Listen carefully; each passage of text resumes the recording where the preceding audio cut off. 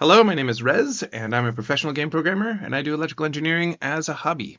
We are doing the Robot Advent Calendar by 8, and this is day number 7. Let's see what we've got.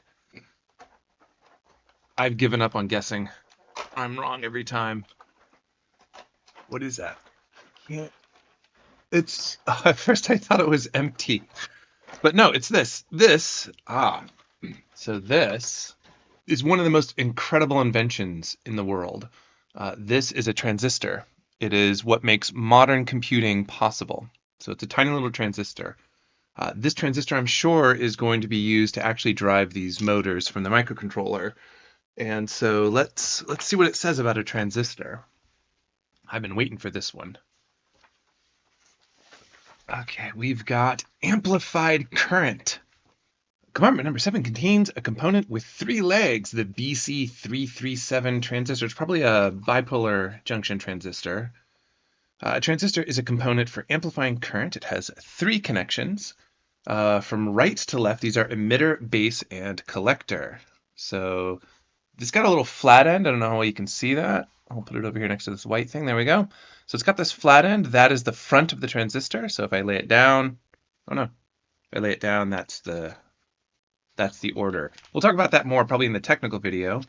The connections must not be mixed up. The emitter is connected to minus, a small current flows through the base, and so on.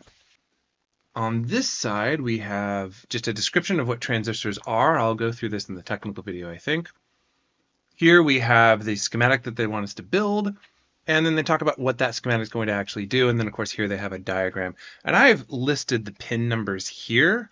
So the emitter is pin 3. When you're looking at a transistor, you're looking at the face. So here's the flat end. So it's 1, 2, 3, like that. We can see it here. So we have collector all the way on the left. That's pin 1, pin 2 for the base, pin 3 for the emitter. Just to make life a little easier, I've labeled these out. And this is basically a complete rebuild. So I've removed all the components. We're just going to toss one. I'll put you right there. Okay, so pin 3 is the emitter. That's this one all the way on the left. We want that tied directly to ground, so we'll do that here. We want the motor going directly from the collector, which is pin 1. And from up there, we go directly to power, so that goes there. And then we take our resistor, and we connect the resistor from power to our base. Now our base is going to be our second one, this guy here, our middle lead. Try to get you going. There we go.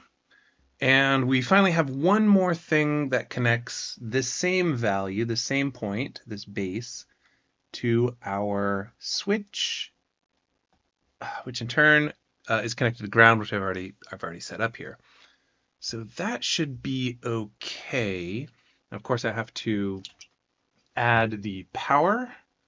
So we have positive here, we have the negative side here, and that's basically what we have. So first, let's just see if this actually works. So I'm going to turn this on, and yep, our motor is spinning. This is about what I'd expect. If I press this, the motor is going to stop, and it does. So I'm stopping the motor by pressing the button. And that's what they tell us is going to happen here if we do this. Now, this may not seem like a lot of just having this motor, like it doesn't really add much to us, but what it's doing is it's showing how we can have electricity flow through this.